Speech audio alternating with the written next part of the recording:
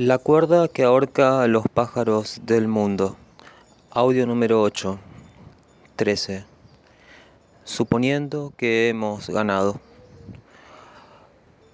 Una condena abraza la vida de cierto ser, condenado a estar siempre parado sobre la vereda, esperando a que el semáforo cambie para poder cruzar. Es difícil, sin embargo, sostener la atención por 40 segundos seguidos, esperando el cambio del rojo y luego al amarillo y verde. Así que siempre al pasar unos 30 segundos se distrae. Una mariposa pasa mostrándole su seno. Cualquier cosa lo distrae. Un resorte que se agita para generar en él también la sensación de vacío, un resorte oxidado. Entonces cuando se da cuenta, otra vez el semáforo ha vuelto a rojo y tiene que seguir esperando. Esta condena aparente es, en esencia, un cable pelado, un cortocircuito al que todos podemos tener en cuenta para cuando queramos establecer relaciones certeras sobre las condiciones mínimas de existencia, sobre los espectros, sobre ese plasma que se va acrecentando en la Tierra, en la atmósfera, ese plasma que pronto traerá, según novedosos estudiosos que estaban ocultos por ahí, traerá la conciencia, lo inconsciente, informaciones que habían estado de alguna forma reprimidas, olvidadas, aparecerán de repente sin saber de dónde vienen. El alcance de esta información será tan alto que modificará completamente la vida sobre la Tierra. Una tarde yo viajaba en ese tren y miraba por la ventanilla.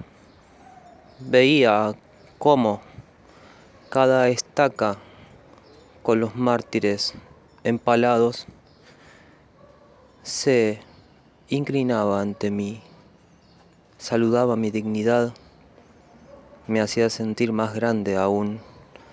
No cabía casi yo en mi asiento, no podía dejar de superarme a mí mismo. Pero no era una actitud egoísta, era más bien todo lo contrario. Sentí que eso tenía que ver con deshacerse del ego. Me estaba deshaciendo yo de esas actitudes típicas en que nos educan, como por ejemplo el límite que tiene nuestro cuerpo, por ejemplo el significado de los órganos sexuales, por ejemplo la mirada, la profundidad de la mirada, la perspectiva, por ejemplo no dejar crecerse las uñas o bañarse. Todas cuestiones fundamentales, básicas, que nos hacen o bien construirnos o bien destruirnos. Siempre una ciudad está en formación, un ejército que intentará por todos los medios sostener en sus espaldas un orden que ni siquiera ellos comprenden, pero comprender es no comprender. Comprender algo es darlo por sentado, y en ese dar por sentado una cosa, nos convertimos en verdaderos monstruos.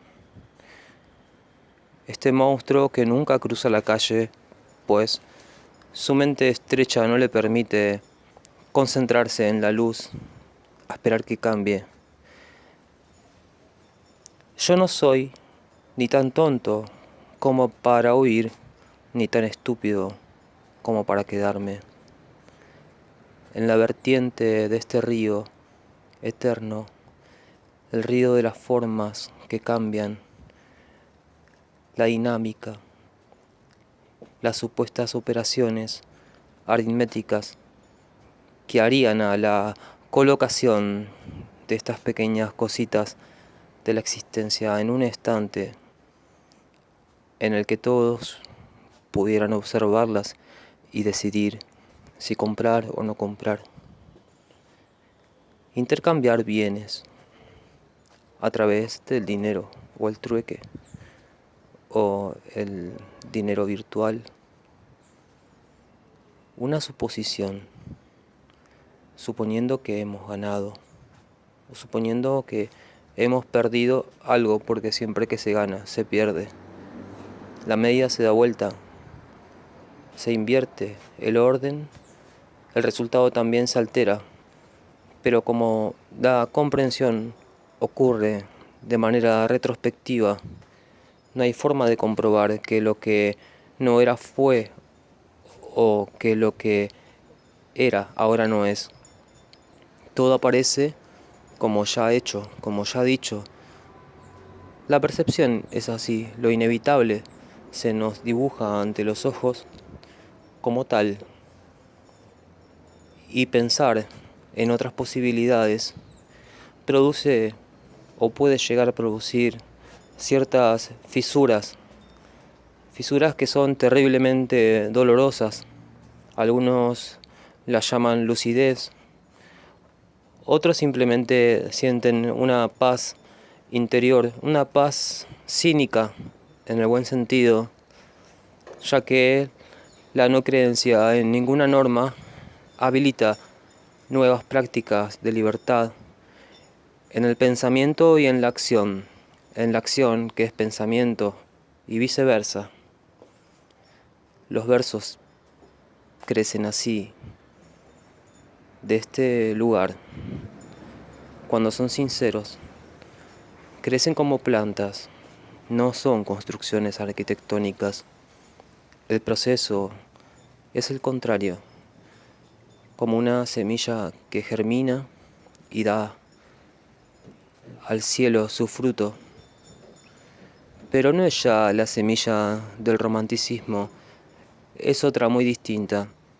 Ni tampoco hay una correspondencia entre lo macro y lo micro, el cosmos. Ningún orden se establece, no hay fractales ni número de la belleza. Tampoco hay términos mayores o menores, razonamientos. Tampoco existe la ley del 3, tampoco la ley de la octava. Pululan insectos que imitan estos comportamientos e intentan hacer las cosas como si ellos mismos fueran a germinar, sin saber que lo que están haciendo es simplemente rellenar el terreno donde se establecerá la piedra primera, la piedra fundamental, luego de la cual vendrán una serie de trabajos esforzados, el esclavismo de nuevo. Si bien nunca dejó de azotar a nuestra tierra, volverá con más fuerza. Un cambio de era. El plasma está creciendo. El plasma se hace cada vez más denso, informaciones cada vez más densas, purificadoras de las anteriores, como si pulir un cristal o un diamante significara, en realidad, volverlo más denso. Nada es sustraído, sino que se le agrega un brillo distinto, lo que supone que la oscuridad ha sido tapada. Una oscuridad a todas luces, improbable, sin embargo, para la mente de aquellos que adhieren a este ideal. Sigue esperando a que cambie el semáforo. Los 20 segundos se hacen 25. Otra mariposa le saca la lengua, se distrae con los colores. Es difícil mantener la atención, cada vez es más difícil. Al principio casi llegaba a los 35 segundos. Ahora simplemente se queda, casi con los pies echando raíces, casi volviéndose la semilla del milenio. No es una condena entonces. No sería una condena, suponiendo que hemos ganado. 14. La simbiosis parasitaria. En la tierra hueca se dibujaban ciertas figuras en las paredes, pinturas rupestres, luego descubiertas en un futuro no muy lejano por aquellos que siempre envidiaron la oquedad. Nunca quisieron entender que era mejor el vacío que la llenura, que era mejor la montaña que la llanura. Envidiaban a aquellos que en ese vacío esencial hacían aparecer cosas de la nada. Los llamaron mentirosos, los llamaron vagos. Querían generar leyes que los condenaran a muerte de un día para otro. Una gran discusión se dio, un gran debate en el Senado. Unos argumentaban en favor de las cualidades positivas de la llenura. Los otros, en cambio, no decían nada. Se limitaban a estarse allí sentados, casi entrecerrando los ojos, respirando mínimamente, ahorrando energía. Estos eran los que defendían el vacío. Vino un enviado de las poblaciones de la tierra hueca como testigo o también como alguien que en algún momento iría a tomar la palabra para intentar convencer a la audiencia de las razones básicas que transformaban a la doctrina del vacío en una verdad evidente que nunca había sido reconocida. Porque los cuerpos agitan sus moléculas, pero si las dejaran quietas,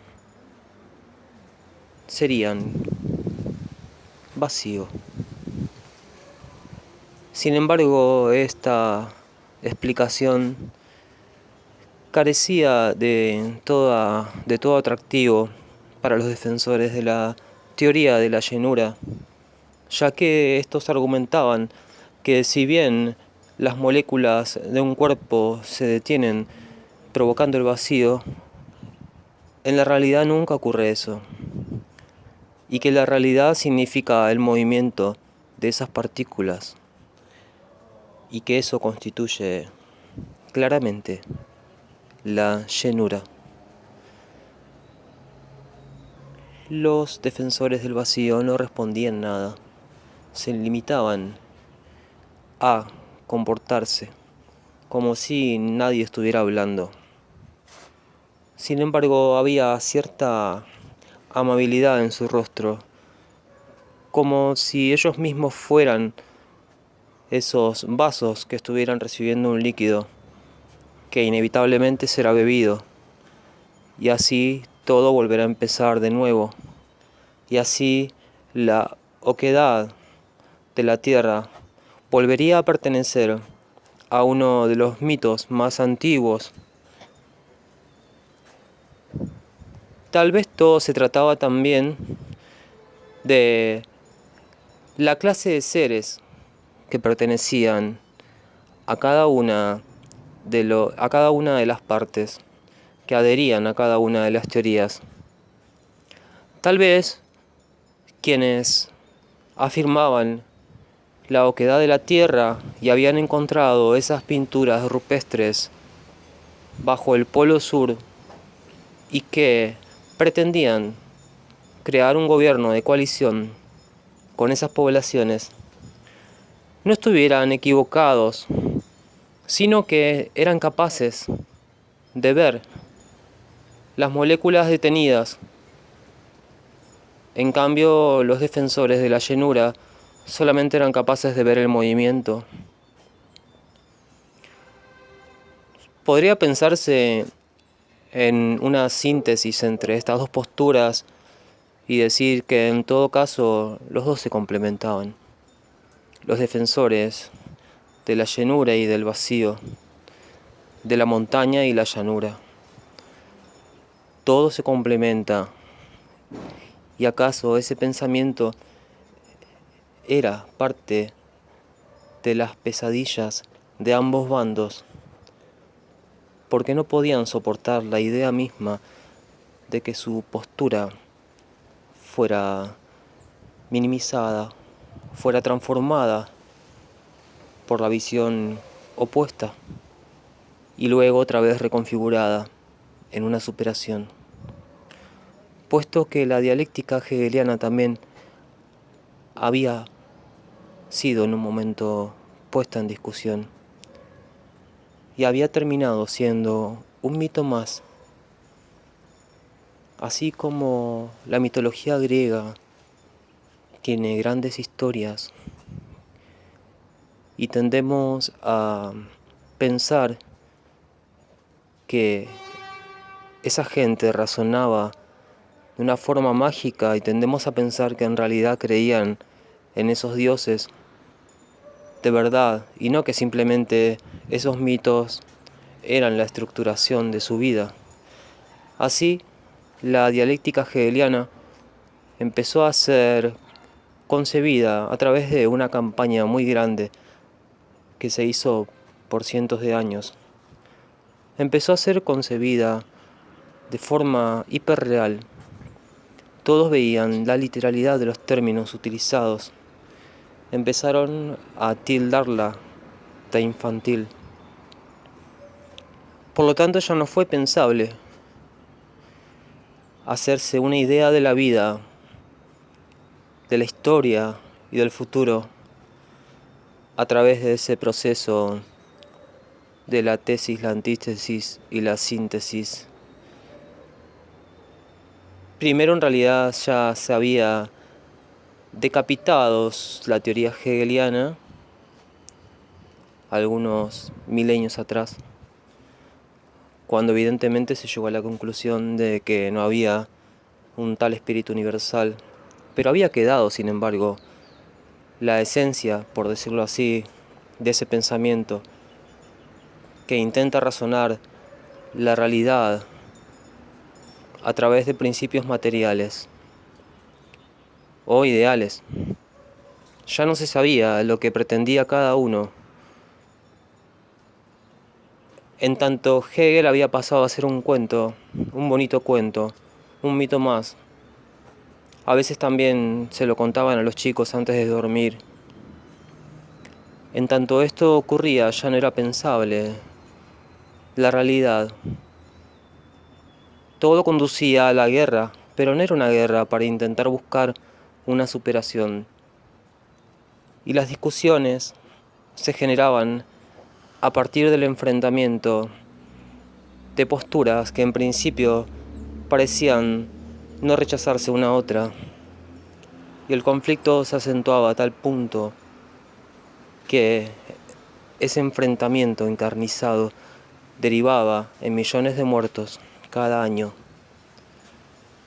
Sin embargo, esto no representaba gran problema porque la población mundial había crecido de forma tan exponencial que 1 millón de muertos sería como el equivalente de 10 muertos en el siglo XIX.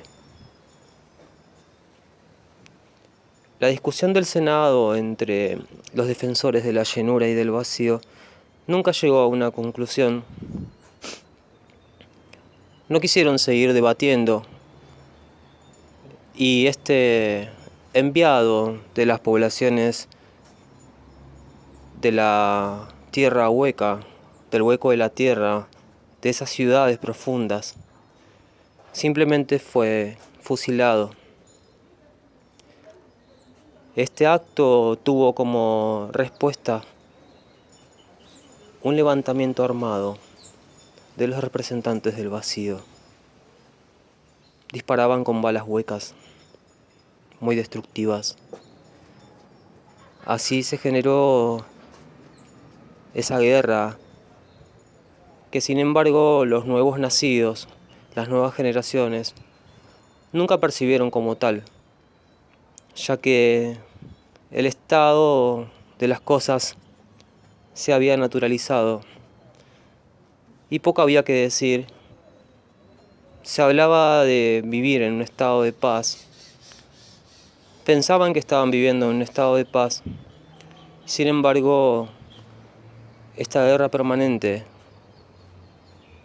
penetró tanto en los corazones, penetró tanto que ya no se puede decir más nada. Y los representantes de la llenura y del vacío, muchos de ellos aún ancianos, más de 150 años, tienen algunos de los líderes principales, volvieron a ser amigos, o al menos a charlar y proyectar ciertos cambios en el gobierno para poder potenciar las armas nucleares.